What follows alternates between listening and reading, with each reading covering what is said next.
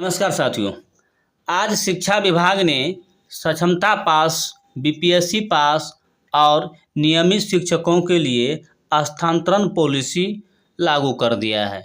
और स्थानांतरण पॉलिसी में क्या है इसको हम डिटेल से पढ़ते हैं और इसको जहाँ जहाँ ज़रूरत है वहाँ हम डिफाइन करेंगे। तो चलिए दोस्तों, इसको हम शुरू करते हैं। शिक्षा विभाग प्रेस रिलीज स्थानांतरण नीति। यह नीति स्थानीय निकाय द्वारा नियुक्त शिक्षकों पर लागू नहीं होगा। शिक्षकों के रुग्णता एवं दिव्यांगता के आधार पर पदस्थापन स्थानांतरण में प्राथमिकता, रुग्णता, दिव्यांगता एवं अन्य आधारों पर शिक्षकों के पदस्थापन स्थानांतरण निम्नलिखित अधिमानता ऑर्डर ऑफ प्रीफरेंस के आधार पर किया जाएगा। तो देख लिए क्या है इसका। सबसे पहले आधार रुग्णता और दिव्यांगता का समान और दिव्यांगता की श्रेणी, दिव्यांगता से प्रभावित व्यक्ति जहां स्थानांतरण किया जा सकेगा और जहां स्थानांतरण नहीं किया जा सकेगा। तो सबसे पहले हम इसमें आते हैं असाध्य रोग, विभिन्न प्रकार के कैंसर, कर्क रोग, इसका जो है या इस श्रेणी में आता है। उसके बाद देखिए प्रभावित जैसे स्वयं, पति पत्नी, बच्चों, जहां स्थानांतरण होगा विकल्प के पंचायत, नगर निकाय, प्रखंड, अनुमंडल, जिला में। और जहां स्थानांतरण नहीं होगा उसमें दिया गया है कि स्वयं के गृह, पंचायत, नगर निकाय, पति पत्नी, गृह, पंचायत, नगर निकाय, वर्तमान पदस्थापन के पंचायत नगर में आपका पदस्थानांतरण नहीं होगा। दूसरा है जैसे गंभीर बीमारी, रुग्णता, किडनी रोग, डायलिसिस, किडनी ट्रांसप्लांट, इसका जो है स्वयं, पति पत्नी, बच्चों, तो विकल्प सबका स्थानांतरण जहां होगा वही विकल्प के पंचायत, नगर निकाय, प्रखंड, अनुमंडल, जिला में। हृदय रोग, जन्मजात हृदय रोग, बाईपास सर्जरी, वाल्व प्रतिस्थापन, रिप्लेसमेंट, स्टेंट लगाना, पक्षघात, ब्रेन हेमरेज, लीवर यकृत रोग, लीवर सिरोसिस, लीवर ट्रांसप्लांट। तो यह जो स्वयं, पति पत्नी और बच्चों पर ट्रांसफ़र सिर्फ वही अपना जो विकल्प पंचायत, नगर निकाय, प्रखंड, अनुमंडल, जिला में। और जिसका नहीं होगा, जहां स्थानांतरण नहीं होगा, स्वयं के गृह पंचायत में, नगर निकाय में, पति पत्नी के गृह पंचायत में, नगर निकाय और वर्तमान पदस्थापन के पंचायत या नगर निकाय में, इसमें आपका ट्रांसफ़र नहीं होगा। दूसरा है दिव्यांगता के आधार पर नियुक्त, जैसे विधि दिव्यांगता, दृष्टि बाधित, मूक बधिर, अस्थिर दिव्यांग, मानवाधिकार बहुदिव्यांग, वही स्वयं, पति पत्नी, बच्चों। और जहां स्थानांतरण होना है विकल्प के अनुसार अपना जो है पंचायत, नगर पंचायत, प्रखंड, अनुमंडल, जिला दे सकते हैं। और जहां स्थानांतरण नहीं होगा बस स्वयं के गृह जिला में और पति पत्नी के पंचायत में, नगर निकाय, वर्तमान पदस्थापन के पंचायत, नगर निकाय में आपका पदस्थापन नहीं होगा। उसके बाद है ऑटिज्म, मानसिक दिव्यांगता, विविध प्रकार के ऑटिज्म, मस्तिष्क, पक्षघात, पति पत्नी, बच्चों। तथा शिक्षकों का प्रकार विवरण, जहां स्थानांतरण किया जा सकेगा, जहां स्थानांतरण नहीं किया जा सकेगा।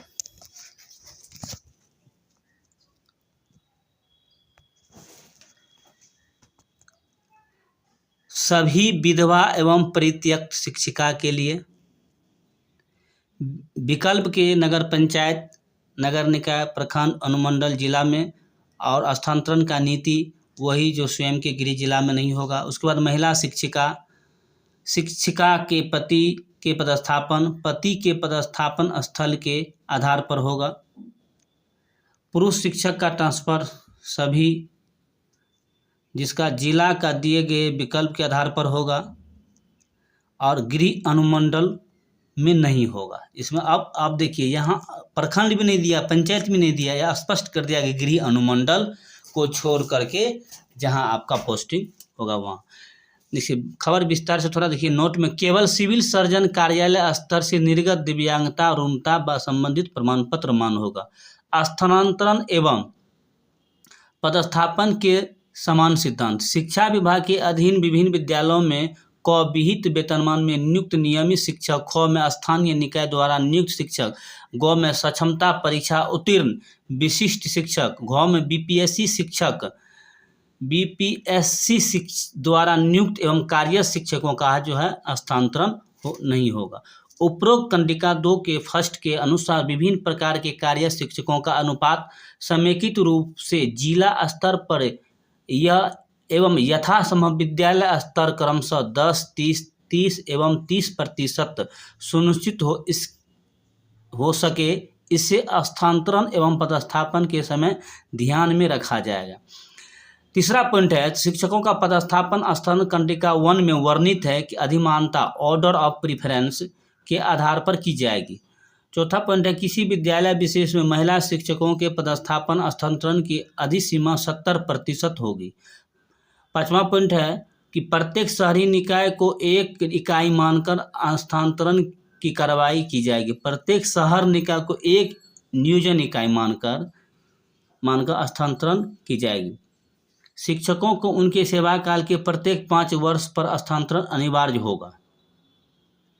सेवा काल में कंडिका 1 में अंकित रूणता एवं दिव्यांगता के क्रमशः फर्स्ट और चौथा में वर्णित श्रेणी के शिक्षकों उनके अभ्यवेदन पर विचार करते हुए 5 वर्ष से पहले भी उसके स्थानांतरण पर विचार किया जा सकेगा।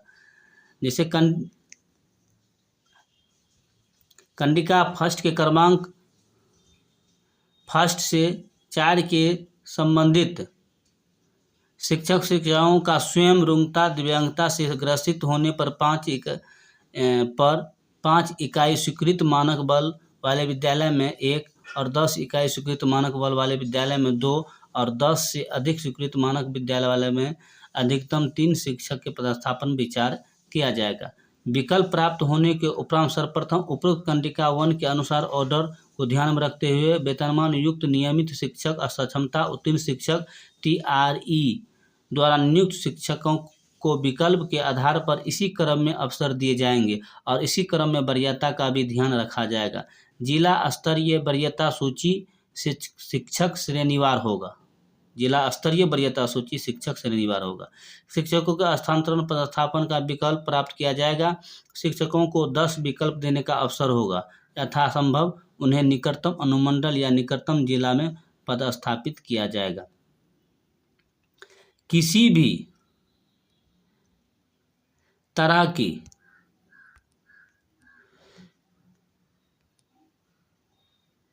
तरह का स्थानांतरण या पदस्थापन प्रतिनियुक्त की कार्रवाई सॉफ्टवेयर आधारित एप्लीकेशन के माध्यम से ही की जाएगी। रिक्त की गणना शिक्षा का अधिकार अधिनियम, छात्र शिक्षक अनुपात, आधारभूत संरचना उपलब्ध आदि के आधार पर किया जाएगा। दूसरा है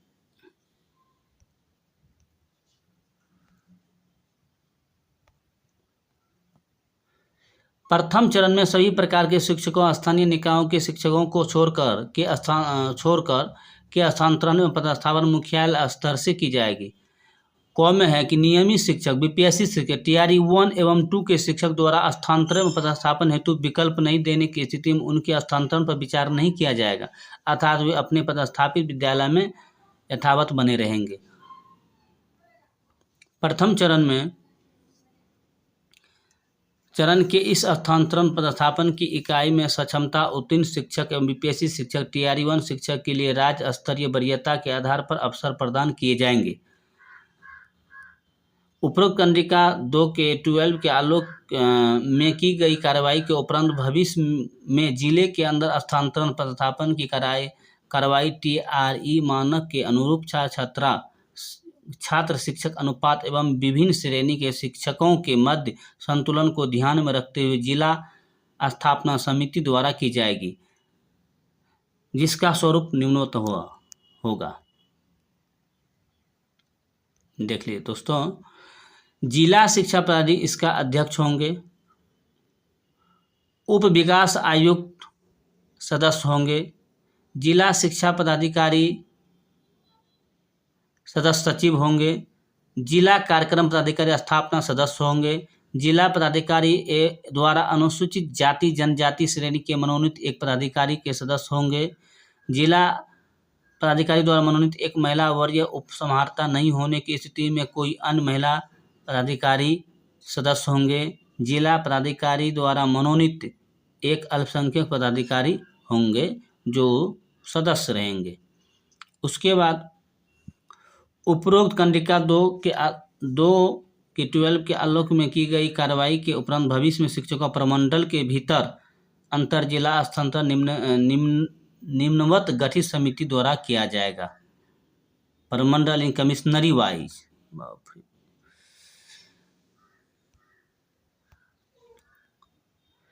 प्रमंडलीय आयुक्त अध्यक्ष होंगे। प्रमंडल के सभी जिला अधिकारी सदस्य होंगे। प्रमंडल के सभी उप विकास आयुक्त सदस्य होंगे। प्रमंडल के सभी जिला शिक्षा पदाधिकारी सदस्य होंगे और प्रमंडलीय मुख्यालय के जिला शिक्षा पदाधिकारी सदस्य सचिव होंगे। उपरोक्त कंडिका 2 के आलोक में की गई कार्रवाई के उपरांत भविष्य में शिक्षकों का अंतर जिला हस्तांतरण अंतरीय प्रमंडलीय हस्तांतरण मुख्यालय द्वारा किया जाएगा। इस हेतु गठित समिति का स्वरूप निम्न रूपेण होगा। सचिव शिक्षा विभाग अध्यक्ष होंगे।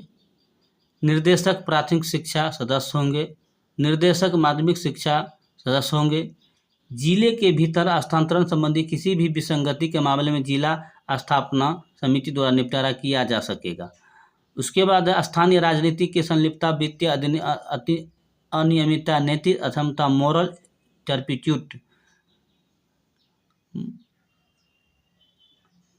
अथवा गंभीर आरोप प्रमाणित होने की स्थिति में विद्यालय एवं छात्र हित में शिक्षक का हस्तांतरण प्रमंडलीय आयुक्त निदेशक द्वारा जिले से बाहर किया जाएगा। इस प्रकार के गंभीर मामले में संबंधित शिक्षकों के विरुद्ध विभागीय कार्रवाई की जाएगी। इस नीति का इतर प्रशासनिक कारणों का अभिलेख करते हुए जिला पदाधिकारी, प्रमंडल आयुक्त एवं विभाग द्वारा प्रशासनिक दृष्टिकोण से शिक्षकों का हस्तांतरण किया जा सकेगा। सामान्यतः शिक्षकों की प्रतिनियुक्ति नहीं की जाएगी। अति आवश्यकता होने पर जिला स्थापना समिति द्वारा 3 माह के लिए प्रतिनियुक्त का आदेश दिया जा सकेगा। इस आदेश को नवीकरण के संबंध में इस समिति द्वारा निर्णय लिया जा सकेगा।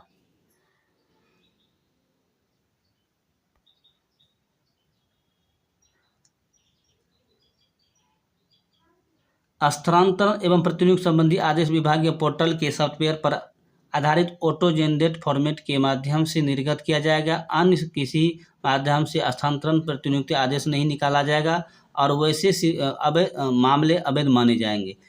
विद्यालय वार स्वीकृत पदों की संख्या शिक्षा विभाग द्वारा संचित की जाएगी। सभी स्थानांतरण के आवेदन पत्र इस शिक्षा कोष के माध्यम से ऑनलाइन प्राप्त किए जाएंगे।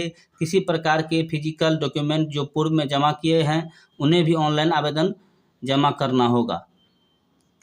स्थानांतरण की नीति के संबंध औपचारिक आदेश अलग से निकाला जा रहा है एवं इसे लागू करने की प्रक्रिया भी अलग से निर्गत किया जाएगा।